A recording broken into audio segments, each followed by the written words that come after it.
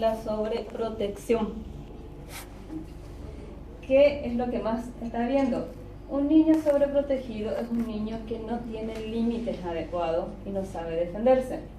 Al no tener límites adecuados, que vaya a la escuela y le digan vos sos feo o tu campeón es feo, tiene una magnitud muy grande para él a diferencia de otros niños.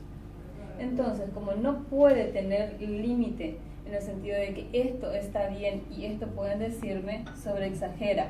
Entonces tenemos un alto índice hoy en día de niños con tendencia depresiva y adolescentes suicidas por sobreprotección y no tener límites. La falta de límites también estamos teniendo actualmente, estamos llevando al trastorno que nosotros lo llamamos borderline o trastorno límite.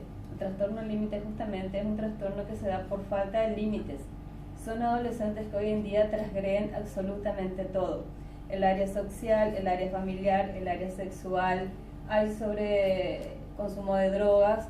Entonces, al no tener ellos un límite puesto, no saben reconocer y van buscando más